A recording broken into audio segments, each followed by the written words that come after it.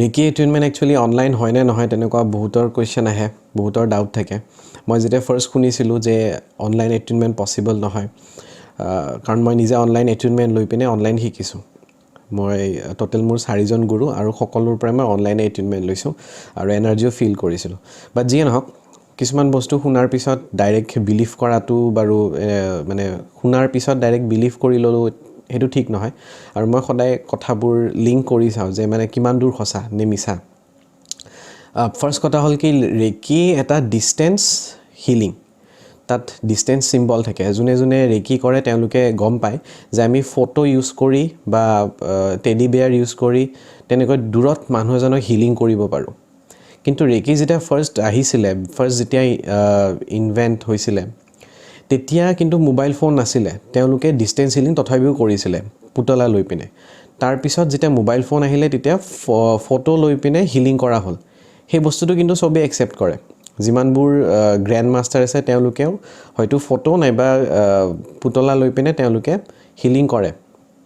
কিন্তু ৰেকি starting কৰোঁতেতো mobile phone নাছিলে, photo নাছিলে, তথাপিতো ডিষ্টেঞ্চ হিলিং তেতিয়া হৈছিলে, এতিয়া হৈছিলে। কিন্তু অনলাইন এটিউনমেণ্ট আগতে নাছিলে, কাৰণ অনলাইন বস্তুটো ৰিচেণ্টলি ষ্টাৰ্ট হৈছে।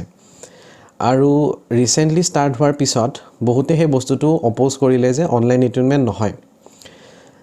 ৰেকি হিলিং ফাউণ্ডেশ্যন ৱৰ্ল্ডৰ আটাইতকৈ ডাঙৰ ৰেকি হিলিং ফাউণ্ডেশ্যন। ৰেকিৰ যদি অৰ্গেনাইজেশ্যন এটা আছে যিটো ইণ্ডিয়ান বেছড হয়, তেওঁলোক আটাইতকৈ ডাঙৰ। তেওঁলোকৰ ওচৰত প্ৰায় লাখ লাখ মানুহ অনলাইন এটিউনমেণ্ট লয়। মই তেওঁলোকৰ ফটো দিছোঁ, তেওঁলোকৰ চেনেলটোৰ চেনেলটোৰ লিংকো ডেছক্ৰিপশ্যনত দিয়া আছে, চাই ল'ব পাৰিব। তেওঁলোকৰ ব্ৰেণ্ড এম্বেচাডৰ হ'ল হেমা মালিনী, বলিউডৰ ফেমাছ হিৰ'ইন হেমা মালিনী। তেওঁলোকৰ ব্ৰেণ্ড এম্বেচাডৰ হয়। সেই ভিডিঅ'টোৰো লিংক দিয়া আছে যে তেখেতে যে তেওঁলোকৰ লগত কানেক্টেড হয়, সেই বস্তুটো দিয়া আছে।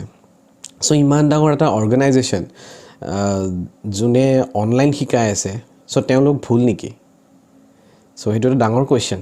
আৰু যিমানবোৰ ডাঙৰ ডাঙৰ গ্ৰেণ্ড মাষ্টাৰ আছে বাহিৰৰ, CA চেফালী বুলি এজনী আছে, তেখেতেও অনলাইন শিকায়।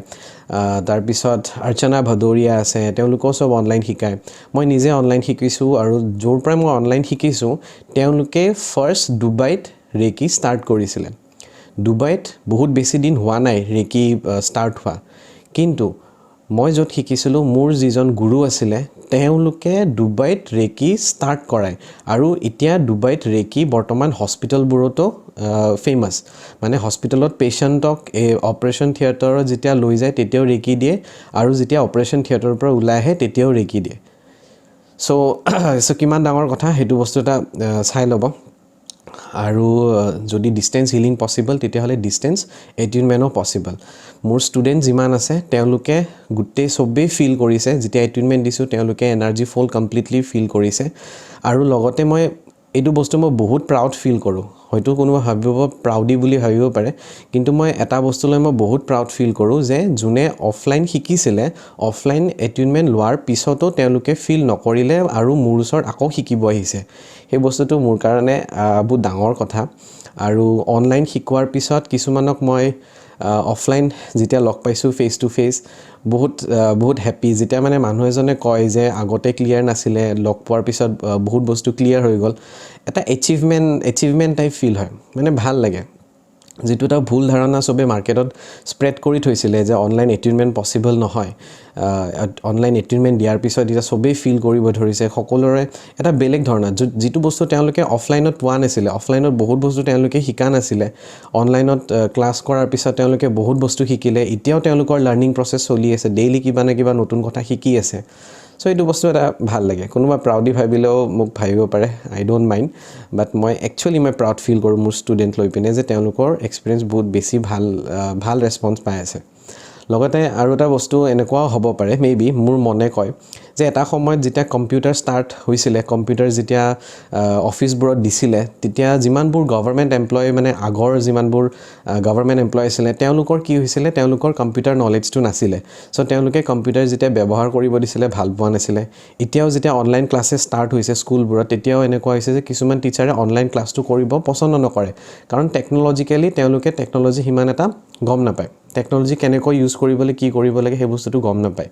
চ' মেবি এনেকুৱা হ'ব পাৰে যে তেওঁলোকে একচুৱেলি কেনেকৈ টেকন'লজি ইউজ কৰি এটেইনমেণ্ট কেনেকৈ দিব লাগে অনলাইন সেই বস্তুটো মেবি নাজানে যাৰ কাৰণে তেওঁলোকে কৈ থৈ দিছে যে অনলাইন এটেইনমেণ্ট পচিবল নহয় বাৰু চবৰে নিজা নিজা কথা যোনে য'ত কানেক্ট ফিল কৰে অফলাইন শিকাৰ পিছত যদি আপোনালোকৰ বেনিফিট হৈছে যদি সকলো কথাখিনি তেওঁলোকে ভালকৈ শিকাই দিছে আপোনালোকক খুবেই ভাল আৰু মোষ্ট প্ৰবলি যদি এটলিষ্ট আপোনালোকৰ যদি ফিল হৈছে সেইটোৱে মেইন কথা কেতিয়াও ফিল নহ'ব পাৰে ডাঙৰ কথা নহয় কিন্তু আপোনালোক যদি গোটেইখিনি ইনফৰমেশ্যন শিকিছে কেনেকৈ ডিষ্টেঞ্চ হিল কৰিব লাগে তেওঁলোকে অফলাইন যদি শিকাই দিছে তেতিয়াহ'লে ঠিক আছে আৰু যদি শিকোৱা নাই গোটেইখিনি কথা তাৰপিছত আপোনালোকৰ নিজৰে লছ থাকে তো মেবি তাতকৈ বেছি ক'ব গ'লেও বেয়া হ'ব কথাটো আৰু এটা উদাহৰণ দিওঁ কাছই যেতিয়া কণী পাৰে কাছই মানে সাগৰৰ পৰা যেতিয়া কণীটো পাৰে তাতে বালিৰে ঢাকি দিয়াৰ পিছত কাছটো দূৰৰ পৰাহে একচুৱেলি হেচিং যিটো কয়